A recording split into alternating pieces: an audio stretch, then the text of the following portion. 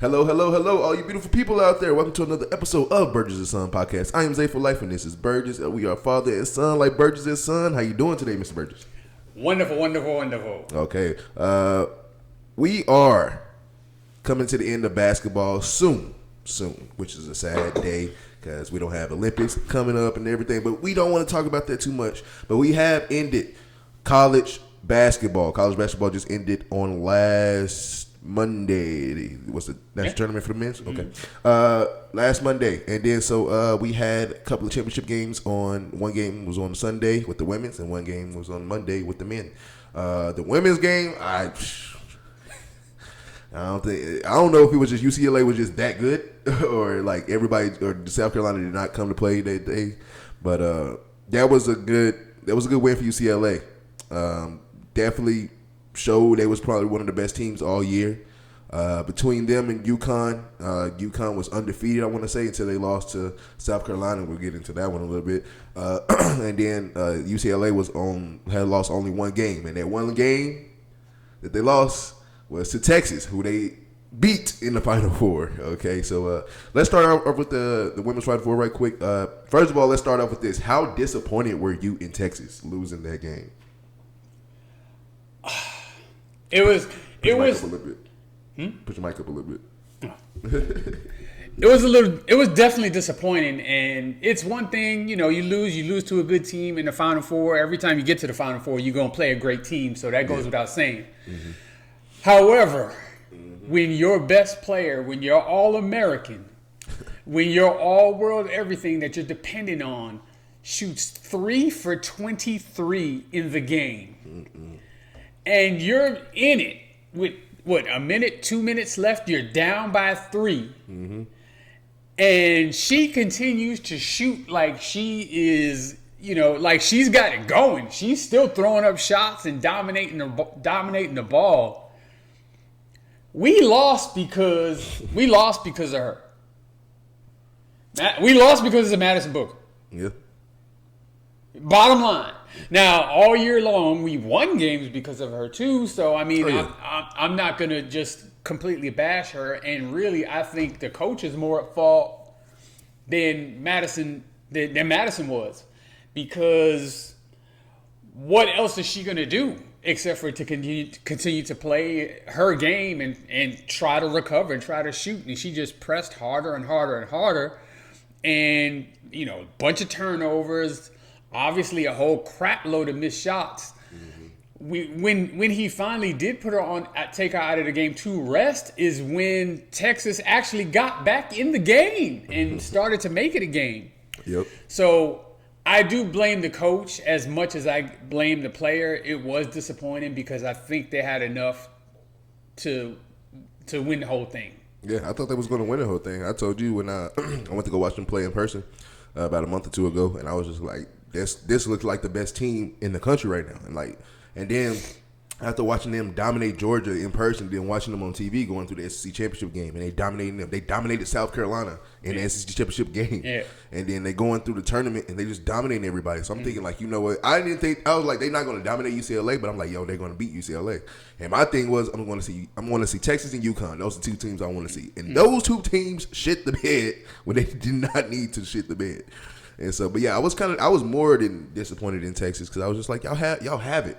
Y'all have everything. Y'all have from the two guards, the big, I don't want to say the big men, but the big guys that in the middle, y'all got that. You got the star player, Madison Booker. There's no way you should be losing. And Madison Booker, I hate to say it, I hate to put the blame because, as a star player, when you are the star player of anything, any sport, any team sport, let me say that, you are looked at to be really much the savior, and then we're gonna win or lose because of you. And like they did lose because of her, but I mean, at some point the coach has got to sit him down. You know what I mean? She wasn't gonna stop shooting, and I mean I can't necessarily blame her for that, but at some point the coach has got to be like, look, it ain't your night, and let her sit. I mean, yeah, man. You can't let her hoist up 23 damn shots. Like, if she's having a great game, she's probably still not going to take 23 shots. And then on top of it, like I think she's a phenomenal talent, phenomenal basketball talent. But even somebody with a phenomenal talent going up on a 6'7" center to try to tie the game, it's like what were you thinking? Like, thought you was Kyrie for a second? Like, it's just not going to work. And so I was really disappointed in Texas losing that game. But one thing I wasn't disappointed in was the thing that happened after the South Carolina and UConn game. Yeah. Did you see what happened between Geno and Coach Dawn? All the world saw that, dude. That was bigger than the championship game. That whole little brouhaha, or whatever you want to call it. For real. So what was your take on that? Do you kind of like? I know I have my mixed emotions about it, being a competitor and looking at it how it is really kind of like black and white, man and woman. What's your take on those? Geno was dead wrong. I mean, I don't know how you have another perspective on that. He was dead ass wrong. So he was mad because they didn't shake hands before the game. They showed pictures, videos, and everything of Dawn Staley walking over to shake his hand first before she shook every coach's hand on that damn team. So I don't know where he got that from. And then if he's mad about calls during the game, that there was a free throw disparity, okay. Dawn Staley does not have a whistle. Yeah. So you can't blame her for that. If you're going to be mad you can't be mad at her for that. And then, he said something about, was it Sarah Strong's jersey getting ripped? Yeah, she got ripped in half. She did it herself. And there's video evidence of that too. So between the end of the game and the time that he got to that press conference, if nobody on his staff told him, dude, she did shake your hand before. Well, it wasn't a South Carolina player that ripped her jersey. She did that herself. Like, why didn't somebody tell him? Because then he gets up at that press conference and makes a complete ass of himself by saying those things, which everybody who was watching him talk was... Everybody watching him talk knew it wasn't true. And nobody called him on it. Like, not one reporter said, the tape shows she did shake your hand. And reporters ain't gonna say shit. And the tape also showed that when she came off the sideline, she ripped her own jersey. Like, why didn't anybody say anything to him? So they just made him get up there and look like a complete jackass. And almost as bad as the press conference was his apology. That was some straight bullshit. It's some straight dog shit bullshit. He disrespected Dawn Staley to her face. And then in the apology, doesn't mention her name one time. Says South Carolina, University of South Carolina. That was chicken shit. So clearly that the culture at UConn is to be a yes man for Geno. That's obviously what it is to me. Yeah. And that there's no accountability for him whatsoever. And, part of me kind of understands when you're so used to winning and they hadn't lost a game all year and they had won, 54 games in a row or whatever. It's a bitter pill to swallow when you finally do lose, and then to lose. And then you think the way you lost is like some bullshit, but it really wasn't. But yeah. But I mean, it's like his behavior could have been excused had the apology been what it should have been, which it should have been a direct apology to Dawn Staley. The only reason you would even mention South Carolina is because she is the coach of the University of South Carolina women's team. Other than that, it should have been directed to Dawn Staley. Yes. Period. End of story. And he did not mention her name. She has come out publicly and says that Geno's never reached out to her directly. So he can shove that apology up his ass sideways if I'm Dawn Staley, and for me personally. Yeah. I mean, dude, it means nothing. That statement, he could wipe his ass with that damn statement, as far as I'm concerned. But what did you think? We need to keep straight with that one, but I think everything you said was definitely 100% true, and I think in reality, we kind of, especially as competitors, we kind of like we kind of don't think when we're in that competitive mode, and then like you said, you're used to winning and you're always winning. You hate losing. You've seen it times with countless of greats. How many times Serena Williams has broken a racket because she was getting her ass whooped that day? You know what I'm saying? And so, I to be honest, I never seen the apology. Now I've seen the notifications that Geno apologizes to this and that, and so I've seen the notifications, but I've never seen the apology itself. It was a statement. Like, he didn't get up in front of a camera crew or do a press conference. He released a statement. Okay, so I didn't even know what that. That's why you never saw it, because it was a statement. But I say for sure, I'm not taking enough for Geno because the actions was the actions you chose to do, and like it's consequences whatever actions that you choose to do in life. That's what happens whenever you choose to do something and you make a decision. Consequences come, good or bad decision. Consequences will come, and so I'm not taking up for him over that. But I see why he was mad. Like, as far as, okay, you see what player's jersey, even if you say she did it, player's jersey, we not getting the calls. They got so many free throws and this and that. And at the end of the third quarter, going to the fourth quarter, in the end of that conference, he said he was mad as fuck about, I'm not getting the foul calls, my this and that. Their coach, talking about Dawn Staley, their coach is saying whatever to the refs and to everything, and they ain't saying nothing to her. And like, he was going off. And I'm thinking, like, when you already mad like that, the first and the shitty part about all of this, you cannot say anything publicly about the refs in any leagues. And as many times as they cheat us out of games, you cannot publicly say anything about the refs. They can get you fined, they can get you suspended, whatever. And I think in that case, Geno was just super hot. You ain't gonna fight a ref. First person you see, which is Dawn Staley, he's gonna go up there. And I think him saying that he was mad about, the beginning handshake, that's just an excuse. You was pissed off about that game. You pissed off that you lost. And you lost.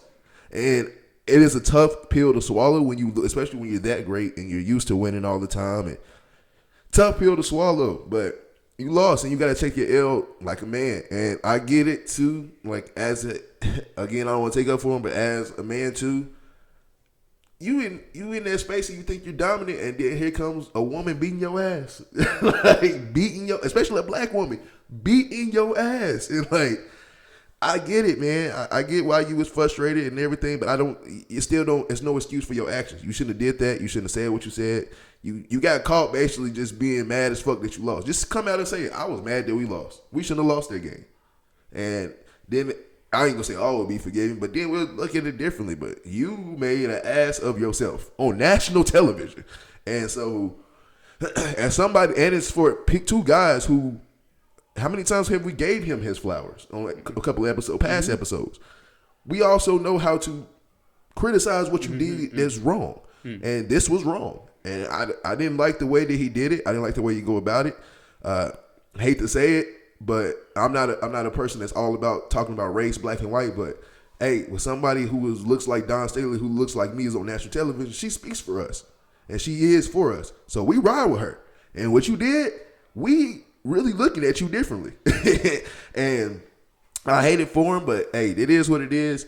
Just take that L to the chin and go on another day. But the way he did it, I didn't like it.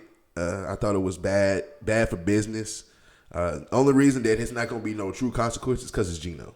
Like, we know who he is. And then you have so many players that aren't in the league, that was in the league, that vouch for Geno. Breanna Stewart, Maya Moore. Everybody's like, Geno's not like that. They play for the man, so they know who he is and stuff. And then we had like Candace Parker, I saw come out on an interview talking about how he had past beef with Pat Summitt. And so I'm like, okay, so it might, you never know what it is, you know what I'm saying? But yeah, I know exactly why he was pissed off, and I think I know why he went straight at Dawn Staley, but you shouldn't have did that. If you really wanted to see, you have the voice and you have the power, shit, go at the refs. Go in the refs' face and be like, y'all are some bitches. I mean, you not. like the ref. And you know what? Off topic a little bit, the refs are getting too comfortable. The refs are getting too comfortable.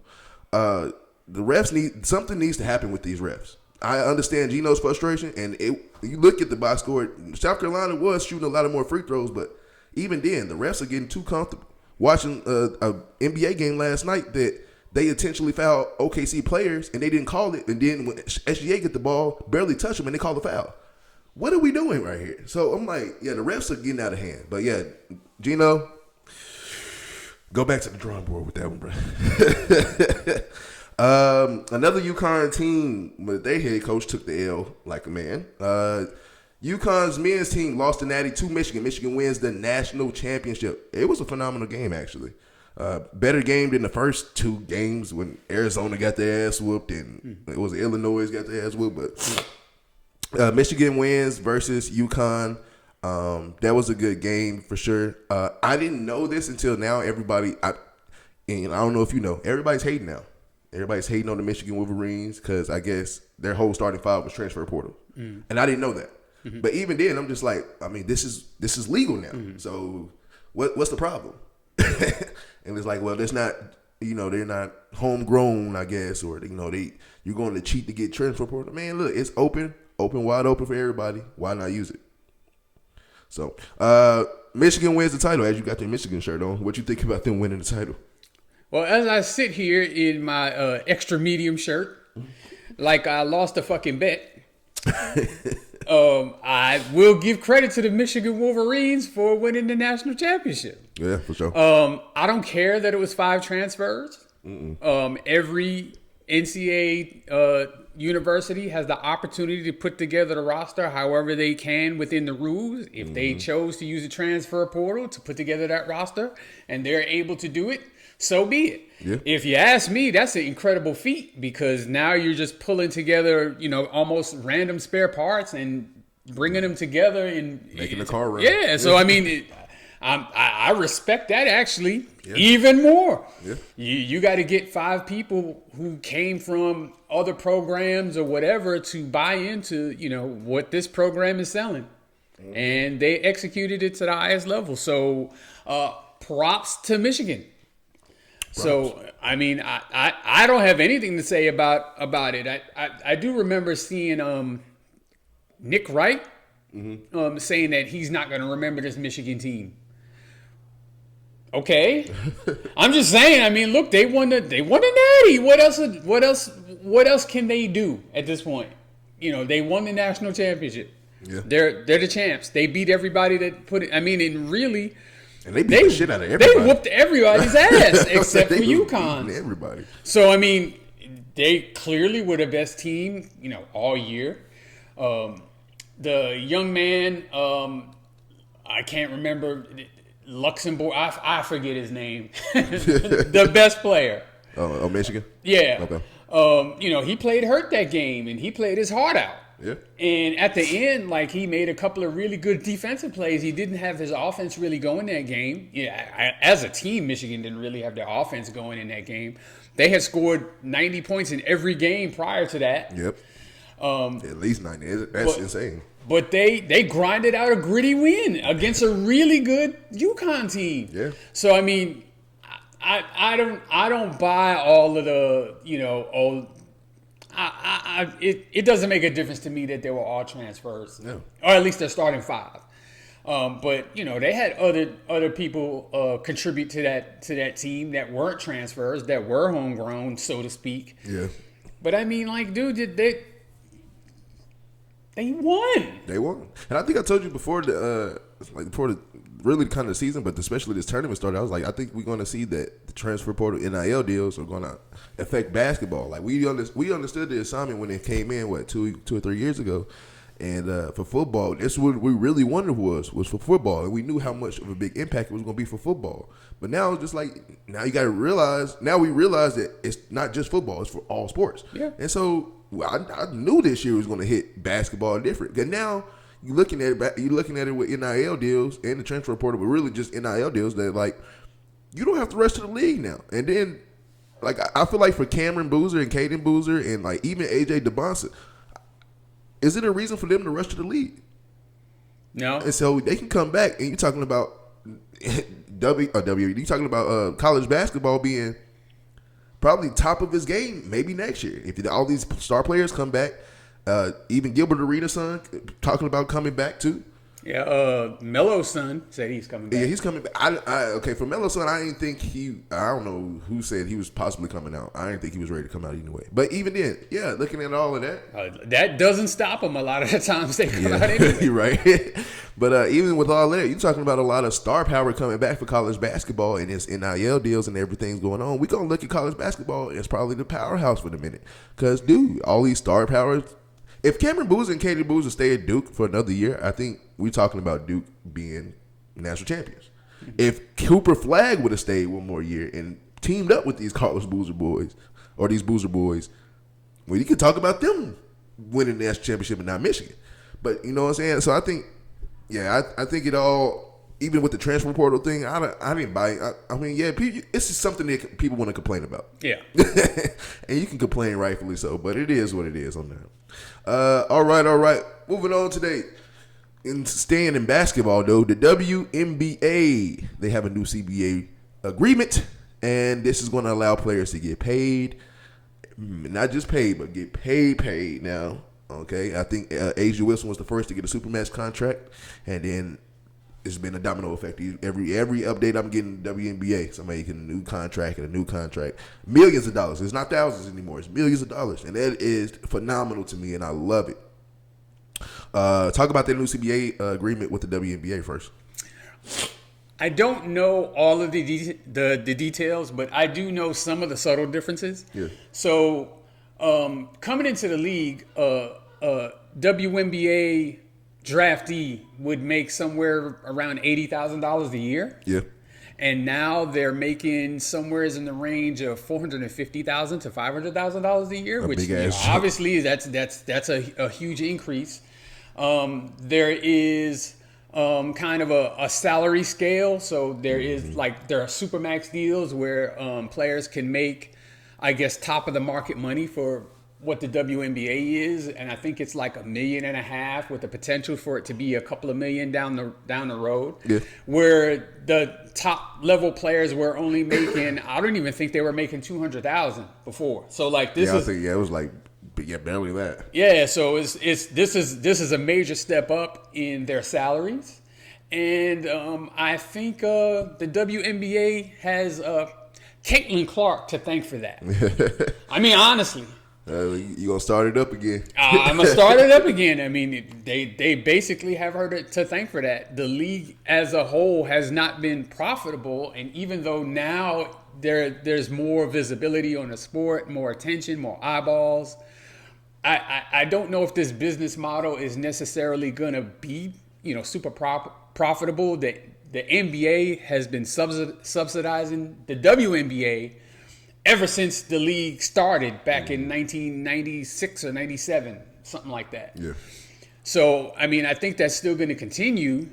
But, I mean, I like for the players that they can, basically have a living wage. Yeah. You know what I'm saying? Mm-hmm. I mean, we live in Austin, Texas. $80,000 a year is not going to...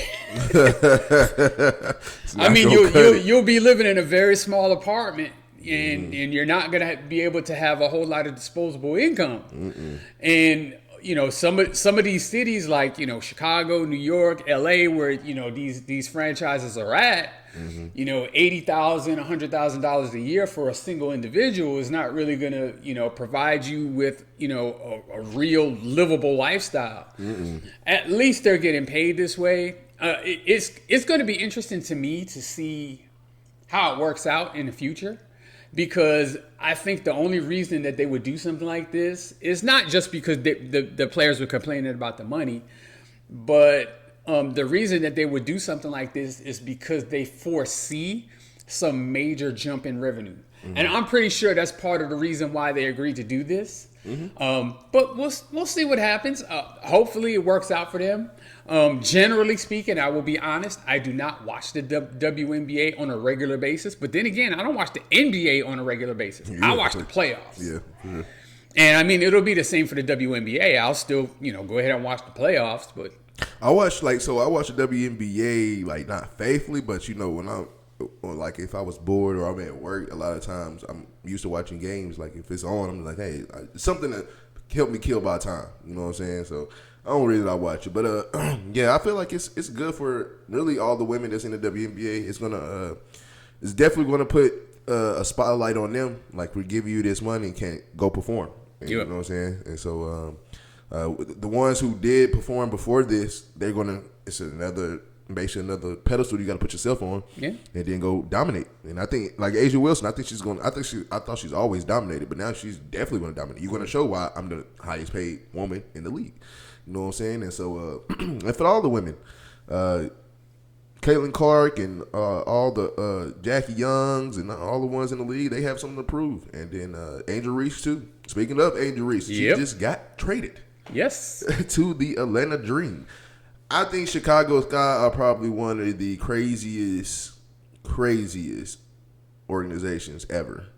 Because you had Candace Parker at one point, basically got rid. Now I get it. Candace Parker was at the end of her career, so really she couldn't give you what you wanted.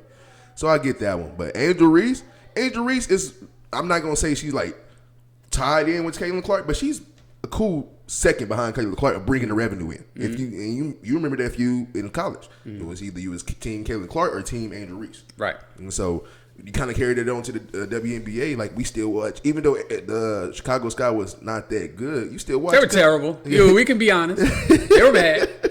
It wasn't that good, but you still watch because of Angel Reese. And then same with the Indiana Fever. You don't know where. Even though they got better.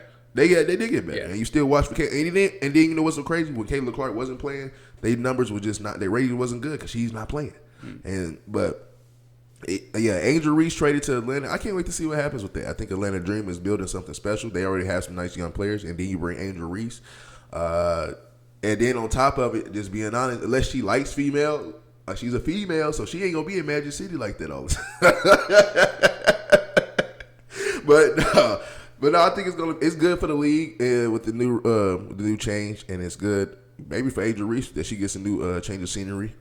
But it's good for all the women in the leagues, and I can't wait to see what really happens. I think this is well overdue because, and to your point, thank Caitlin Clark for it. And before I even say what I say about it, don't get it twisted. Like, Caitlin Clark is the reason why a lot of this stuff is happening. But don't act like, I remember the Maya Moores and the Brittany Grinders and the Candace Parkers and those coming in, and the Lisa Leslie. I remember all of those coming in, and you can consider those women that should be the ones talked about. We should have been had this, because look at them. I get it, but it just wasn't, the timing wasn't right. So I get it. We had the ones before Caitlin Clark, but Caitlin Clark put this on the map. And so I'm happy for all the women that's going to get paid for that. They get paid, and rightfully so get paid. You do a hard-working job that can cost you anything from injuries, knee injuries, it's really ankle, knee injuries, and can cost you a whole career, put you on the sideline forever, and you should get paid like it. Why not? Staying in the world of basketball still. Okay, we're going to the NBA. NBA season is winding down. Okay, so we're getting to the I think it's a few teams that kind of got their seeds locked. I know OKC is number 1, Spurs is number 2 for sure. Pistons are number 1. Pistons number 1. Cade is back, so that's good. Right, Cunningham's back. Yep. I think Boston, they got to win one more game to lock in the number 2 seed. Mm-hmm. And who's another one? Not the Knicks. Can't remember which one. But it's like, the Rockets need to win their last 2 games to lock up that top 5 seed, 6 seed, and the Lakers are going to be out of the play-in. Thank God they do not be in the play-in with all the injuries they got.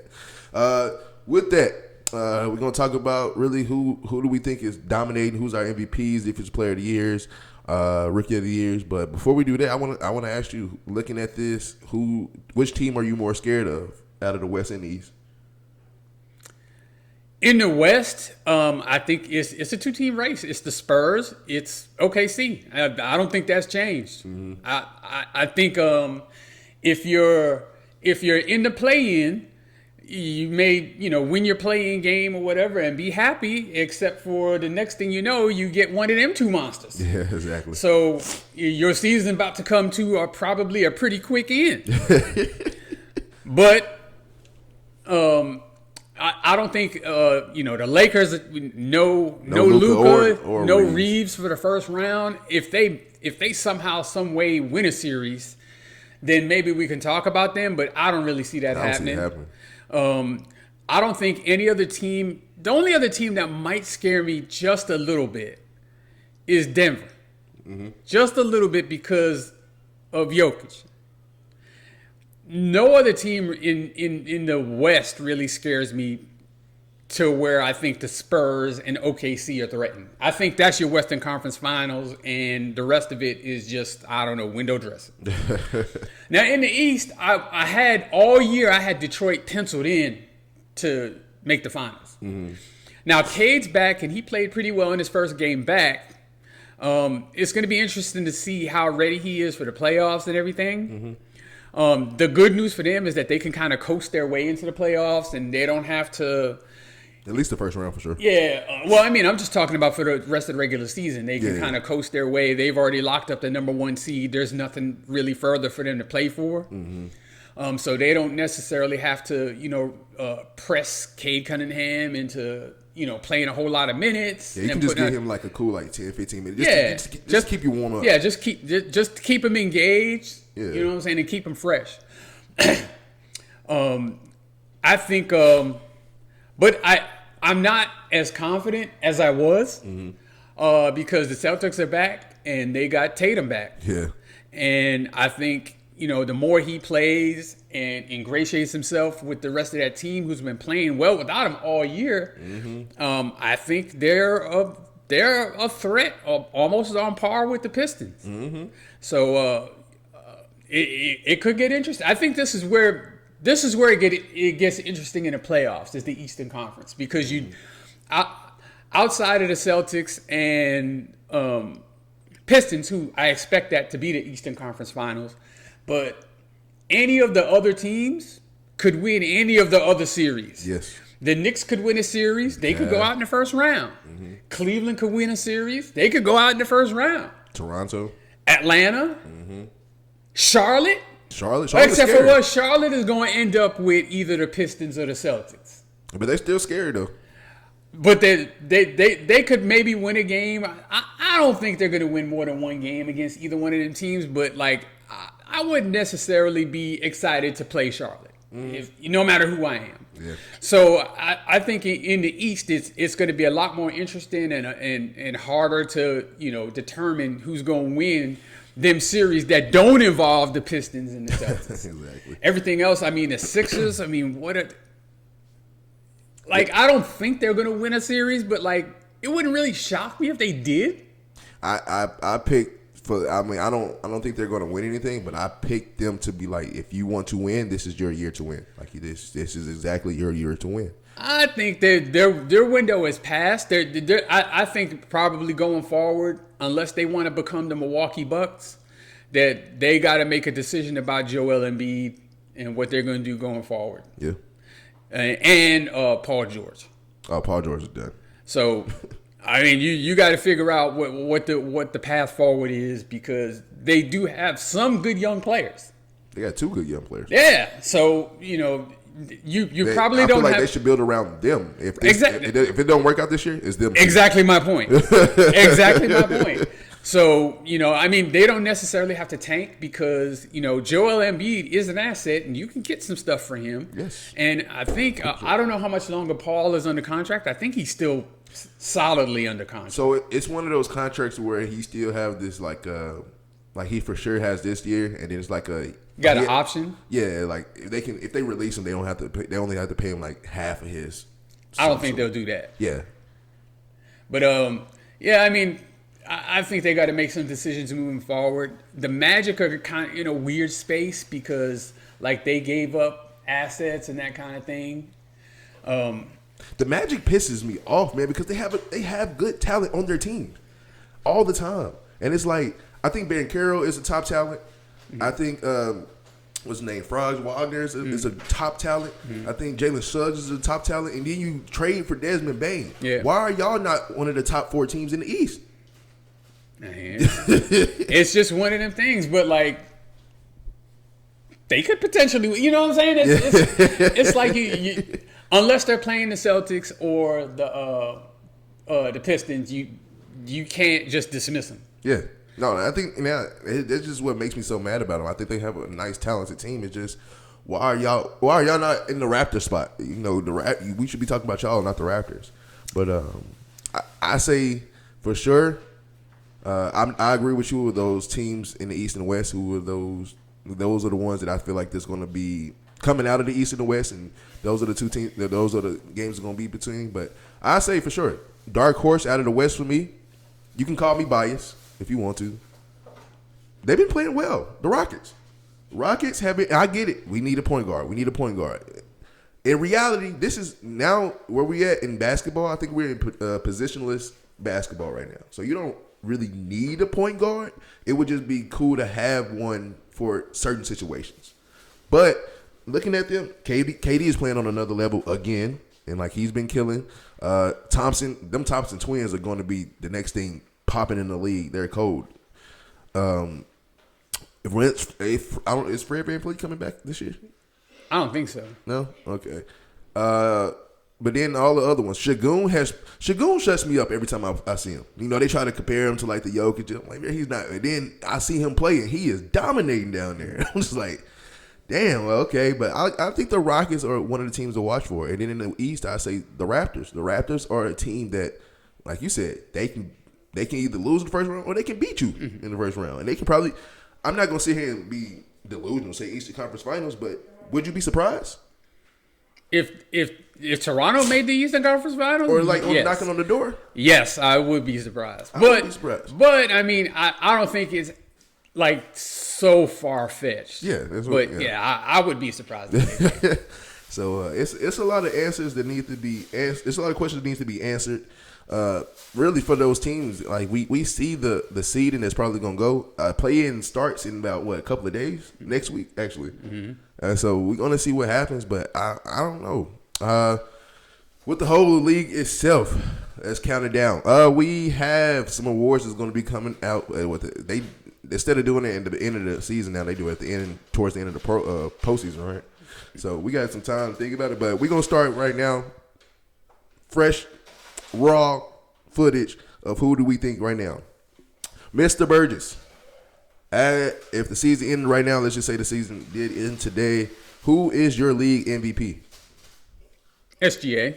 SGA? Best player, best team, leading the league in scoring. You could make arguments for Jokic averaging a triple-double. You could make arguments for Jaylen Brown, who carried the Celtics all year, but now that Tatum's back, it kind of hurts him, sort of. Yeah. Wemby, I think, is in that conversation. You know, and then the rules with the 65 games. I'm not digging that. Yeah, so I mean, because I would have thrown somebody like Luka in it too. Exactly. Like I'm not digging that. I'm not digging that shit. But I think even if Luka was eligible, I would still give it to SGA. SGA? Okay. I think Wemby should be in that conversation as well. Oh, and I forgot about Wemby. And Wemby can't be in it either, can he? No, he can. He can? Mm-hmm. Okay. But he's pleading his case to be an MVP. Yeah. I think he could be in that conversation. I'm looking at it more as this is what I hate about MVPs. Like, what's the like requirements for MVP, or what is something that y'all want us to say about MVP? Because is MVP the best player, or is it the best player on the best team? You know what I'm saying? Because if we're saying the best player, I think it's Jokic. Jokic is averaged a triple-double as a center, and the Nuggets are not bad. The Nuggets they're very good, actually. Exactly. And so, like, they're not the number one team or the number two team in the West, but they're up there. And averaging a triple-double. That's impressive, especially for a center. Okay. Especially for a center. You got to get 10 assists. He's leading the league in assists. So, okay. I mean. And so, like, I think a lot of times, and, like, so SGA won it last year. Let's just say SGA win it this year, too. I think a lot of times, like, we kind of get bored. Because remember when Giannis was, like, on a span of winning that many MVPs, and Jokic won, like, 3 or 4 MVPs, and then, like, you kind of like, man, we're tired of seeing these players win MVP, but they keep being the best player in the league. Like, that's what MVP is for, being the best player. I think Wemby is eventually going to go on a run like that. You think so? Yeah. I hope so. Because on both ends of the floor, he's dominant. Dominant. So, yeah. I mean, yeah. I almost feel bad for not mentioning Wemby amongst the like top 3 or 4 because he deserves it. And I mean, he's like the reason like the Spurs are even a threat. Dude, another one I'll say, not MVP level, but definitely should be talked about more. De'Aaron Fox, like especially when Wemby went out for a little minute, De'Aaron Fox carried that Spurs team. De'Aaron Fox is a good one too. But MVP talk, I think Wemby should be in that conversation. I think Wemby is in that conversation, in my opinion. And, of course, we got SGA, Jokic, and all these other ones. But I think Jokic is the true MVP, in my opinion. And I think, averaging triple-double and all of that, I think that's good for him. Who would you say is the defensive player of the year this year? Wemby. Dude, what is he averaging, like damn near 3 blocks a game? Yeah, it's Wemby. Wemby is – wouldn't it be – when's the last time we seen the MVP and defensive player of the year? Jordan? I don't even know that. I know he won Defensive Player of the Year. I don't even know if he won. I think he did win MVP that year. So, yeah. So that will be since the last time since Jordan that we will see an MVP and a Defensive Player of the Year. Well, he's not going to win MVP. Yeah, I'm just saying. But it would be fun. It would be cool. It would be fun. I want to see this.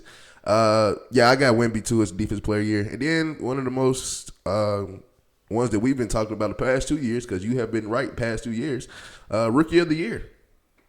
Oh, well, yeah, this is Cooper Flag.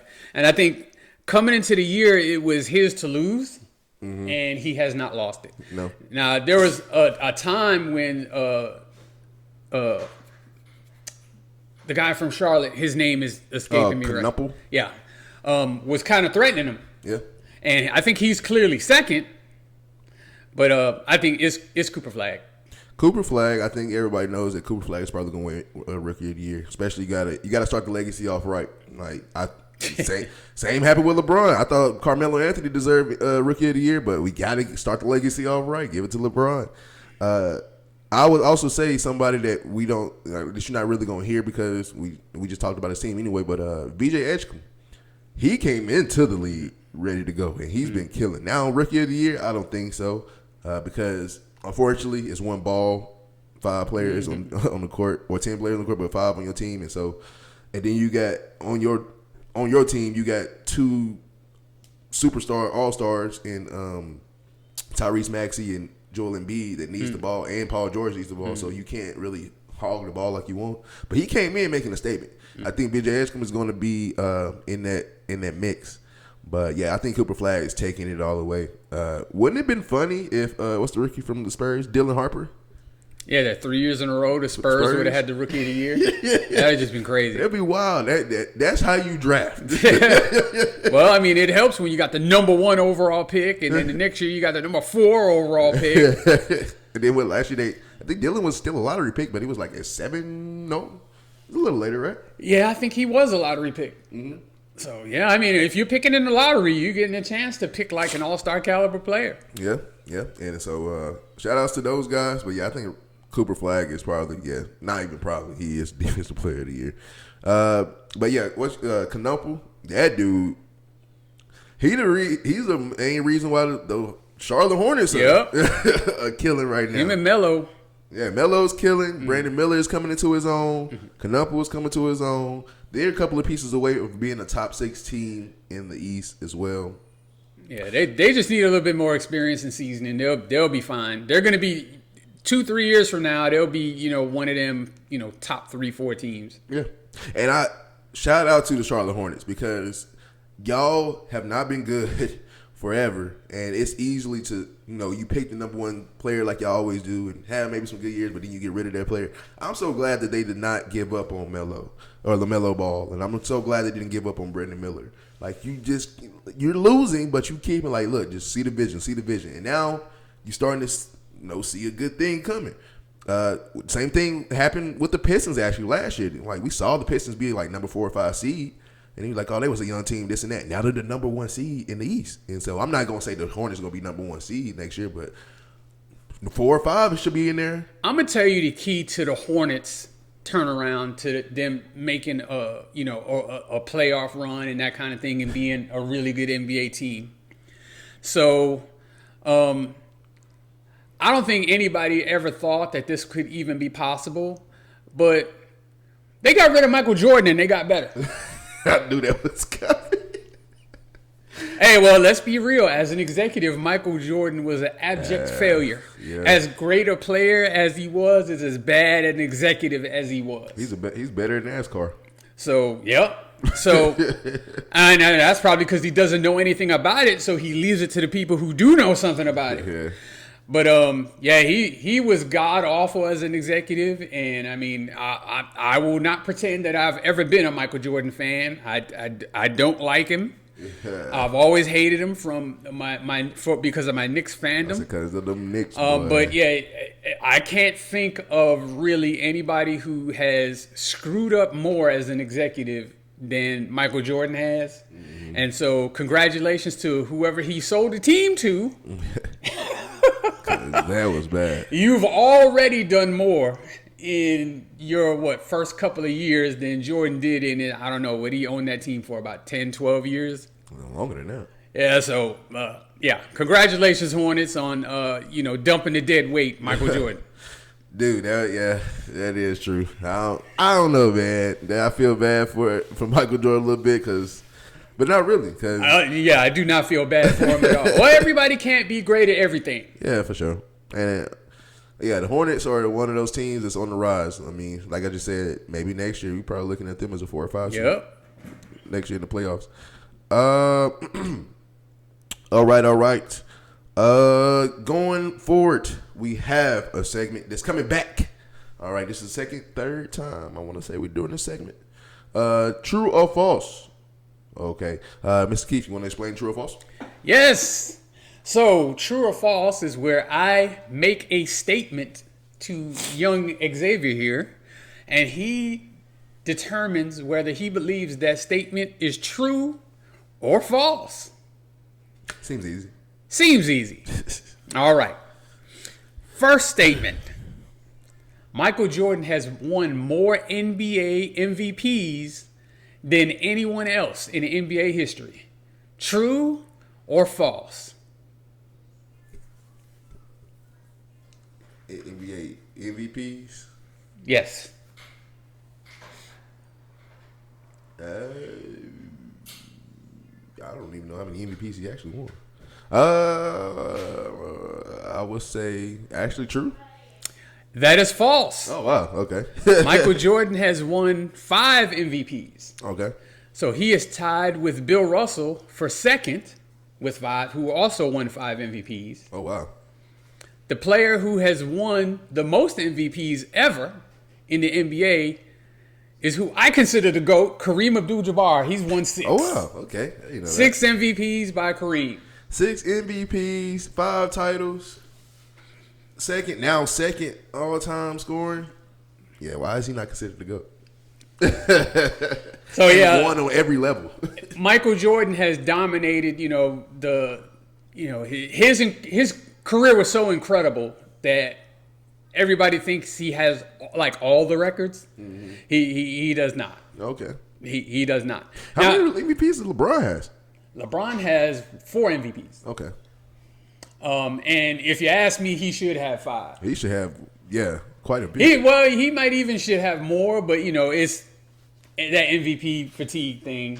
Like, he was the best player for like 10 years straight. 10 years straight. Nobody wanted to. That one year when Kyrie left and it was just him on Cleveland, that was the MVP year. Yeah. And he did not win it. Mm-mm. All right. And so the second. Mm-hmm. All right. True or false? We just segueing right back into LeBron James. LeBron James is the highest earning NBA player in the history of the league. Meaning he has made the most money in NBA salary. NBA, not endorsements, right? NBA, just basketball. NBA. LeBron James, highest earner. True or false? Just NBA? I say false. Okay. Who do you think is made more money than LeBron?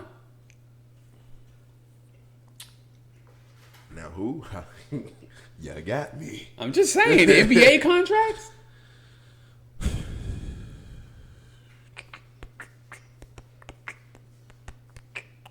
been some NBA contracts crazy.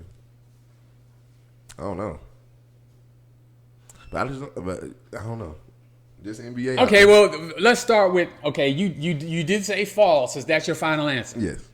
It is false. Okay. The highest paid NBA player of all time is your favorite player, Kevin Durant. For real? Yes. Kevin Durant. Kevin Durant has made $598 million in the NBA. Damn. LeBron James has made $581 million. Now, remember when LeBron was with the Heat? He took less money. I said, did he take like a small for those 4 years he was with the Heat? He took less money, and that's probably the reason. But then again, didn't Kevin Durant take less money to go to the Warriors or no? To go to the Warriors? No, he did not. Okay. Kevin Durant has never taken no discount nowhere. He said, "Fuck that, pay me my money, nigga." But in any case, he has made more money in NBA contracts than anyone. Steph is third. Really? Steph is third. Okay.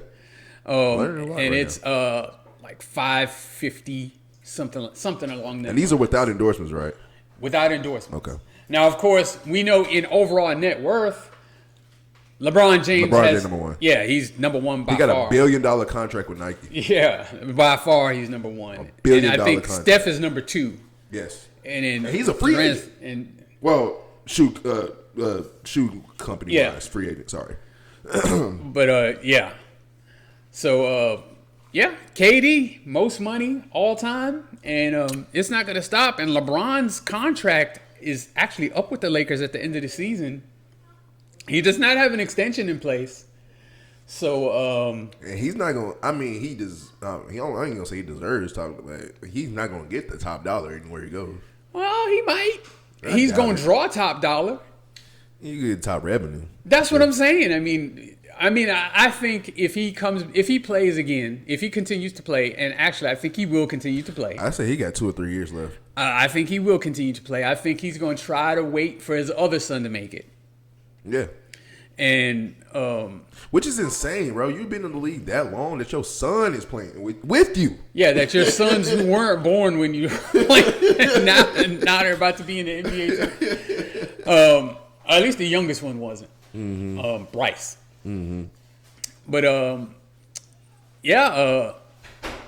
was kind of surprised when I looked that up. I just thought it would be LeBron kind of easy. And then I thought about the Miami Heat years, and I was like, oh, well, I mean, that's maybe part of the reason. But, I mean, KD been a great player for a long freaking time. A long time. And, he's going to continue. He's still playing great, so he's still going to continue to make top dollar. And he's another one that I say he got a cool 3 years left for sure, too. Maybe more. He's a shooter. Yeah. He don't take that much. Yeah, pressure. so, I mean, you won't be surprised if he's continuing to make $50 million plus. You know who's number 4? And this one will surprise you, but it shouldn't. It's Devin Booker. Devin Booker? Devin Booker. Okay. I'm just saying. I mean, shout out to Devin Booker. That's how the league goes now. Like, these salaries are so out of control, like that, Wow. I mean, think about Devin Booker. How old is he? What, 30, 32, somewhere in that range? He barely 30. Okay, and he's been making $50, $60 million a year for ever since his rookie year. Yeah. Well, I mean, I don't think since his rookie year. No, his rookie year, he came in. I mean, it wasn't the highest paid contract, but it was one of those ones that when he was the one that kind of started coming into the league as a rookie, and you actually getting paid. There's a lottery pick. I know his first contract. He started like he came in at the right time too, because they started with this max contract thing right as he came in the league. So, his third or fourth year in the league, max contract. Yeah, exactly. That's what I'm saying. Like, he came in with it. So he's been, and people don't think about it, dude. Devin Booker been playing in the league a long ass time. He came in at 18 years old. Yeah, he came in at 18 years old. So and so did LeBron. But there's years with the Heat, he was making $15 million. Now he makes $56 million a year. Hold on, man, you got me tripping about the KD one though. KD is the highest earning basketball player. You got me, and that's my favorite player. You would have got me. Do you think he needs to win a ring? Especially not this year, but like, did he have to win a ring off of the Warriors to be like kind of help establish his dynasty? No. No, you think so? No. See, look, his legacy is already laid. So we know him as one of the best scorers that the game has ever seen, and one of the best players that the league has ever seen. Mm-hmm. He's got his flaws like every player does, but I mean, the man can put the ball in the basket, and he's one of the best to ever do that. And him winning another ring is not going to change that perception. Yeah. I know. And we know that he's not necessarily one of them guys that's going to put a team on his back and lead, just be a leader. Mm-hmm. He's going to put the ball in the hole. That's what he do. Yeah. So it's not about like him being LeBron and being, rounding up the troops and galvanizing everybody. He just hoops. Yeah, that's what people want. They want to say, "Oh, he's not a leader, this and that." You don't have to be. Yeah, you just put him on the team. His legacy is cemented, and there's no fan of no team ever that wouldn't want him on their team. Period. He supposed to have been a Boston Celtic when he went to the Warriors. I'm so pissed he didn't end up with the Knicks when he ended up with the Nets. Wasn't that the Knicks' fault? He wanted to go there. Wasn't it the Knicks' fault? I forget the situation. I think it was it had something to do with, him and Kyrie was getting together, and I think it had something to do with Kyrie would rather have been in Brooklyn. I don't remember, but I remember that, like, KD wanted to go to the Knicks. Damn. That would have been crazy. You would have been fired up. Man. But, hey. It is what it is. All right. So, since now we're done with true and false, we can move on to the list of the week. Okay. List of the week. What we got the list of the week? All right, this week's list of the week is the top 5 fastest NFL players. Alrighty. So, some of these players you will have heard of, and some of these players I'm going to give you a history lesson on. And this just 40, or are we talking about in-game speed? I'm talking about just in-game speed. Okay. And it is rather subjective because, the 40 hasn't been a thing for forever. Yeah. So, but there were players who changed the game with their speed, and I'm factoring that into it too. Okay. So, starting at number 5. Number 5 fastest player in NFL history is Bo Jackson. Okay. Big and fast. I mean, his combination of size and speed has not been equaled. It needs to be studied. Probably won't ever be. The only one that I can say that you can kind of compare is Derrick Henry. Literally. Derrick Henry is not as fast as Bo Jackson. And that's what I'm saying. I don't even think that's kind of compare. I don't even think it's that close. He's bigger than Bo Jackson, but he is not faster than Bo Jackson. Bo Jackson, if you watch his highlights, if he got out in the open, he was gone. And there's a famous touchdown run where he's running down like the left side of the field, and he's basically on the sideline, just sprinting down the field. And the camera is following him. And the sideline's just a blur. He's moving so fast, you can't even tell really, aside from the colors that are on the sideline, which sideline it is. Because he's moving so fast. His speed, unparalleled, especially at his size. So, number 5, Bo Jackson. Man, and so, you know how strong you got to be to break a bat over your leg? Well, I mean, think about it. You also, how strong you got to be just to move fast. If you look at, like, Olympic sprinters, those guys are swole. Yeah. Like, they're all huge.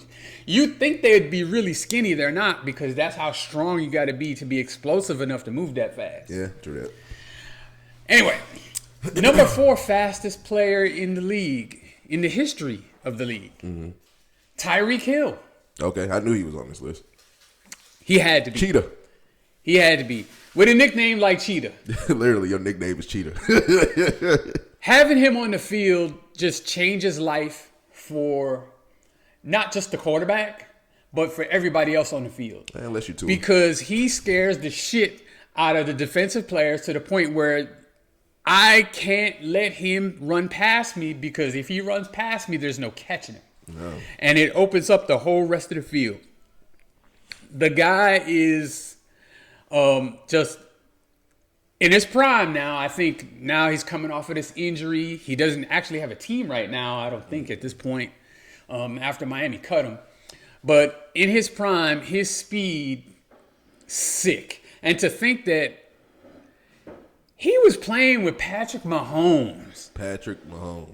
And then he made a noodle arm like Tua. You know, he was still a deep threat even with that guy who couldn't really get him the ball down the field. At all, man. I to this day, I'm still mad because I'm just like, you just wasted this man's prime in Miami. Well, I mean, that's what he chose. Yeah. He chose that. I can't even be mad.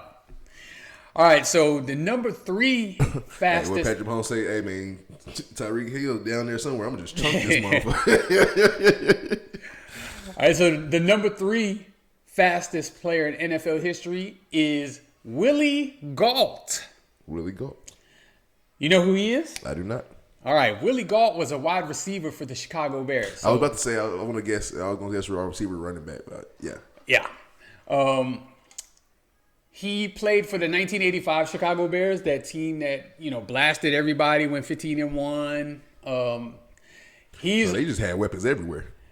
Yeah, Willie Gault, I wouldn't say he was the most skilled wide receiver in the world. But he was fast. But on the go route, you better be playing off. I mean, yeah, he was actually a world-class sprinter and hurdler. Oh, shit. I want to say he was like in the Olympic trials. Like, that's how fast he was. Damn. Like, his straight line speed was actually absolutely incredible. Now, he didn't have the twitchiness. You know, he wasn't a great route runner. Mm-hmm. But he'd get down the field in a split second. And if you weren't prepared for that, he's going to be dancing in your end zone. And he did that quite a bit. He was dancing in the end zone. Yeah. All right, so the number 2 fastest player in NFL history is my favorite player in NFL history, Darryl Green, cornerback of the Washington Redskins. That man is 60-something years old and still runs like a 4.7 or 4.6. Damn, who's running that at 60? At 60. My God. His speed is that's the stuff of legend. I distinctly remember him catching Eric Dickerson from behind, from the other side of the field. Damn. Eric Dickerson was playing a game against the Redskins. He broke out on the left sideline. Darryl Green was playing on the other side of the field and ran him down. Like, it wasn't just like he was a few yards back and caught him. Like, you remember that play that DK Metcalf had where he caught Budda Baker on that pick six? Or what should have been a pick six? Right. And, like, he was totally out of the play and just... Yeah, he just saw. As soon as the pick happened, you see him. Okay. I was like, oh, he Darryl Green was further away from Eric Dickerson than that. Damn. And Eric Dickerson is a burner. Like, if he... Once he breaks free, nobody catches him. And he caught him from the other side of the field at an angle. Damn. So, I mean, yeah, Darryl Green, they used to have a TV show back in the 70s and early 80s called like Battle of the Network Stars, or okay, that didn't have nothing to do with it. But they used to have a skills competition at the Pro Bowl where the players would race each other who's the NFL's fastest man. Darryl Green used to win that hand down every year. Wasn't close. Easily. Easily. Just embarrassing people. All right. That moves us to, I don't know where I got that ABC Battle of the Network Stars shit. I'm gonna pull that out of my ass for something. Okay. It was on your mind. Yeah. Number 1 fastest NFL player ever. this is going to shock you, and I know you've never heard of him. I know you're expecting to hear Deion Sanders or something like that. I'm actually expecting to hear one name I haven't heard yet. What's the name you're expecting? CJ2K? Oh, okay, that's a good one. But no. This one is Bullet Bob Sanders. First of all, if you have the nickname Bullet, you're fast as hell. That's the reason they called him Bullet. So he was a wide receiver for for the Dallas Cowboys. Ooh, you talking good about the Dallas Cowboy? Dude, first of all, I think he's in the Hall of Fame. Okay. If he isn't, he should be. But he was a wide receiver back in the 60s. Mm-hmm. Damn. So before he played football wasn't even his first sport. His first sport was track and field. That man was an Olympian. What was his name? Bob Hayes. Okay. Hayes. He was in the Olympics. I think he was a sprinter. I want to say he was a hurdler. And they talked him into playing football because he was so fast. They knew that nobody could stay with him. So when he was playing for the Cowboys, of course, they were playing in the era with bump and run and all that kind of stuff. You know, you didn't play off. Cornerbacks played up on you. And so... Yeah, he is in the Hall of Fame. Deservedly so. Okay. And he was so fast. He is the reason they invented zone defenses. Damn. Because he was impossible to cover man-to-man. No man in the NFL could cover Bullet Bob Hayes. Dude, they couldn't run with him. Look at this. 60 yard, 5.9. 70 yard, 6.9. 100 yard, 9.1. 100 meters, a 10 flat. 200 meters, 20.5. The guy I'm telling you, he was an Olympian. And he ran a 39 in the 4x100. That is like nasty. I said, track and field was his actual original sport. Yeah, that's what they're saying here. Wow. And I mean, he was just so fast. And you know, back then speed wasn't as prevalent in the game as it is now. Yeah. Because you know the running game and you know linemen and linebackers and tough. But he actually changed the game. His speed changed the game. He was the reason they invented zone defenses. That is nasty. Because no one person could cover him. No one person could run with him. And he was a decent route runner as well. So he wasn't like Willie Gault was just straight line speed. Oh, he had the straight line speed and the twitch. Jesus. And they just could not cover him. And I hate that he's a Cowboy. Imagine, I bet this, I know somebody, it was a corner out there going to the sideline. So, hey, look, I know y'all see him burning me every play. Y'all gonna send some help or what? So, I mean, I think at one point, they would line up two players on him. Like the Megatron style? Yeah, but, you know, they're trying to stop him before he starts because at the time, you know, you could do that. You could hit him. You could hit him beyond the 5 yards. Hand check before 10 yards. That hand check thing wasn't even a thing. You could hit him all the way down the field. Yeah. But, I mean, they couldn't get close enough to make that happen. Jesus. He would just run around him. He's too fast. That's insane. And so that's why I think Bullet Bob Hayes should get the credit as being the fastest man ever in the NFL. As far as 40 speed, I don't know. Maybe not. And in the 60s, you know, people weren't running, 4.2 40s like they do now. Like every year somebody runs a 4.2 or 4.3 at the combine. Mm-hmm. They weren't doing that back then. And it's always Florida. Why everybody from Florida so fast? Dude. I don't know. Are the Gators that fast? You got to outrun those alligators? I don't know. Dude, he's from Florida. I know Tyreek Hill's from Florida. We're talking about Chris Johnson's from Florida. There's a lot of them from Florida. I'm looking like, Jesus. I should have went to go train in Florida. For something in the water down there, I guess. I don't know. It has to be. Deion Sanders is fast as hell, too. Yeah, he's from Florida. Yep. What is going on in Florida? We need to go move to Florida or something right now? It should be studied. Look there. They always say a Florida man doing some bullshit.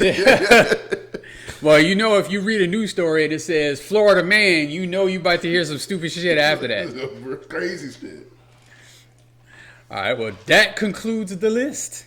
Awesome. And he was number 22, Bob Hayes. Mm-hmm. I thought he would retire. So that's 2 numbers retired. Well, that's the same number, but 2 names with that same number. But, yeah, that was nice. Awesome. Man, yeah, so talk about Chris Johnson for a second, though. You left him off the list. I feel like, as a Titans fan, I am very biased on it. But, man, watching him, especially watching him in person a couple of games, watching Chris Johnson play was phenomenal. I've never seen, like, when I was playing Madden all the time, I used to pick the Titans because that's my team. But Madden 09, Madden 10, one of those 2 games, I ain't never seen nobody play with the Titans so much because of Chris Johnson. That's all they wanted to play was Chris Johnson. Chris Johnson is, that man was fast. I love Chris Johnson. He was, and you know, if he was out in the open field, it's kind of over. Good night. Yeah, it was, you know, for I think what was he, about a 3 or 4 year span? Like, that dude was just incredible. Yeah, dude. Yeah, he started with the draft where he ran not the first, but he ran one of those. Well, he was a first round pick because of that. The 40 time he put up in the combine. He wasn't even thought of that way, and they ended up drafting him in the first round after he ran that in the combine. And then you see him on the field, you just like, bro, you just not touching this little motherfucker. Like, dude. He is fast. I remember, you know, we went to the last game we went to, the last Titan game we went to, and like he pulled his pads off after the game, and he was running around on the field, and you're like, dude, he's pretty stocky. I mean, like he looks little among just because he's not really tall, but like he looked little, but like amongst other giants. Yeah, but like that man wasn't small. Yeah. Now one that I say was small too, that wasn't on the list too, but I saw him in person. Tavon Austin. Tavon Austin is little, but that dude was fast. Fast. I say too. Also, I remember we went to a game one time, and one dude that was huge that I was surprised was Josh Freeman, that quarterback. Yes, yeah, he was big. That dude was a big boy. He was a big boy. I was like, dude, you play quarterback? Are you sure not defensive end? He's a big dude. All right, thank you guys for joining us on another episode of Talk. I almost fucked it. All right, thank you guys for joining us on another episode of Burgess&son podcast. Okay, been doing 2 podcasts at once. It kills me. All right. First of all, we got 2 things we want to say. Okay, first is we are in the month of April. So, month of April means Autism Awareness Month. Happy Autism Awareness Month to all of you out there. Okay, if y'all know my son, his grandson, nonverbal autistic. Okay, we deal with the challenges every day. Shout out to everybody who's dealing with autistic children. Also, that was brought to my attention not too long ago. Shout out to the children that are dealing with autistic parents. Okay, we don't talk about that enough too. So shout out to everybody with autism, and hopefully everything goes good. I love the experience each and every day. It's a different experience, good and bad. But shout out to everybody out there that's dealing with the autism and the autism kids and autism parents. Second thing, also, very special day coming up. I think it's tomorrow, right? Coming up. It's hard to yell with the barrels in your belt. Get it? What is? Happy birthday to the one and only Burgess, Keith Burgess. Happy birthday to you, sir. How old are you turning? You gonna tell us? Yeah, I'm 55. I ain't ashamed of it. 55 and looking good, baby. Okay. What's the plans for this birthday? The first thing I'm gonna do is get out of this schmedium shirt. That's the first thing I'm gonna do. And then me and the wife have a nice little weekend plan. Okay. We have some fun, enjoy life. Enjoy it. And maybe a little bit of reflection here and there. Yeah. 55 years, a long damn time. A long time. Blessed. Some people don't make it this far. Yeah. They've been through some things that should have dimmed my light a long time ago. But I'm still here, and I'm grateful. And I'm grateful that you're still here. And I love you, man. Happy birthday to you. Another year older. Any birthday wishes you have for this year? World peace, man. We're in a bad spot right now, dude. Yes. World peace, all over, love and peace. Everybody want to mind everybody else's business, so it is going on. But happy birthday to you again. Happy Autism Awareness Month to everybody out there. Thank you guys for joining us again. I am Zay for Life, and this is Burgess, and we are out.